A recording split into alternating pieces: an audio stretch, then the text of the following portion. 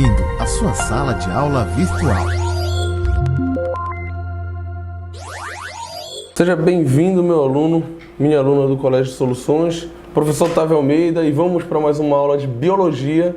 E hoje o nosso tema ele vai ser membranas, paredes e citoplasma. A gente já falou um pouco da membrana plasmática, né? Falamos de transporte, agora a gente vai dar prosseguimento à nossa aula. Senhores, então vamos nessa. Alguns conceitos são muito importantes. Primeiro, o que é citoplasma? Beleza? O citoplasma é a parte interna de uma célula. Então, na verdade, o citoplasma nada mais é do que o próprio corpo da célula.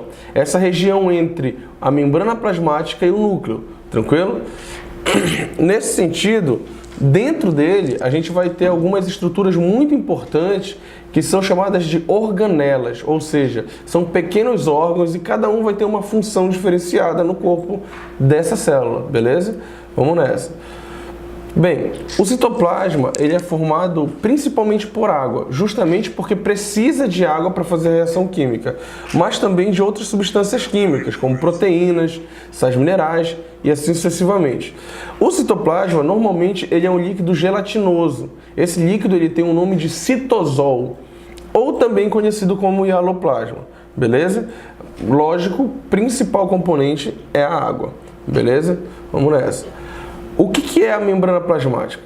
A membrana plasmática, na verdade, são a parede da célula, como a gente já vem falando na última aula, tranquilo? Ou seja, é a parte protetora que envolve toda a célula. Então, essa membrana é justamente a nossa membrana plasmática. Ela é feita de lipoproteínas, de lipídios e proteínas, como a gente falou em sala de aula. Não esqueça, vamos nessa.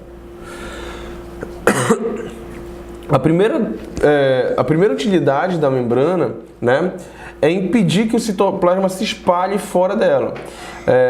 Pois como já vimos, né, o citoplasma é um líquido que ele parece gelatina, e se ele não tiver uma delimitação, se ele não tiver uma parede para proteger ele, ele vai se espalhar por todo o resto do organismo, tranquilo?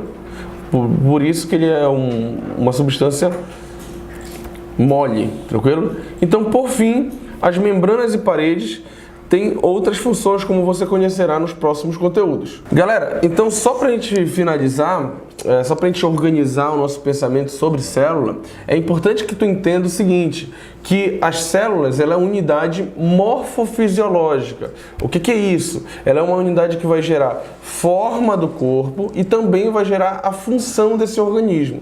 Tranquilo?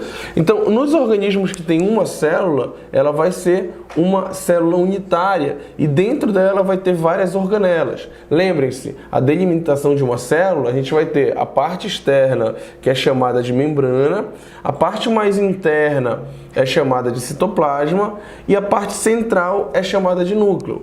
Dentro do núcleo, a gente vai ter o DNA, que é o aspecto mais importante da célula, é onde está a nossa configuração genética, tranquilo? E o citoplasma a gente vai ter várias organelas, onde cada uma delas vai ter uma função diferenciada, como foi falado para vocês. Um exemplo claro disso é, por exemplo, a mitocôndria, que ela é uma organela que vai produzir energia para a célula. Toda a energia do nosso corpo, ela vem justamente da mitocôndria, tranquilo? E essa mitocôndria, ela promove a respiração celular, ou seja, dentro dela entra gás carbônico e sai, dentro dela entra oxigênio e sai gás carbônico, que é o que a gente libera para fora do nosso organismo, tranquilo? Outra organela importante é uma que faz a nossa produção de proteínas. Proteína é importante para o teu corpo a todo momento, tranquilo? Por exemplo, a nossa pele é feita de proteína, o nosso cabelo é feito de proteína, os nossos olhos. Então, o nosso corpo, de maneira geral, tem proteína. E essa proteína, ela vem a partir dessa organela que é chamada de ribossomo. A membrana plasmática, como a gente já viu nas aulas anteriores, ela vai regular o transporte do que entra e do que sai de dentro da célula, beleza? As substâncias que a célula não precisa, ela libera para fora do corpo. Aquelas que ela precisa, ela acaba pegando essa substância.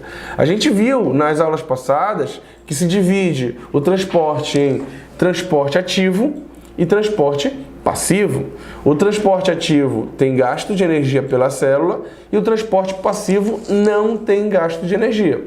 Isso é um aspecto funcional, beleza? Extrema importância para a célula. É a forma dela adquirir os nutrientes para produzir energia, por exemplo, que a gente falou lá na mitocôndria. Ok?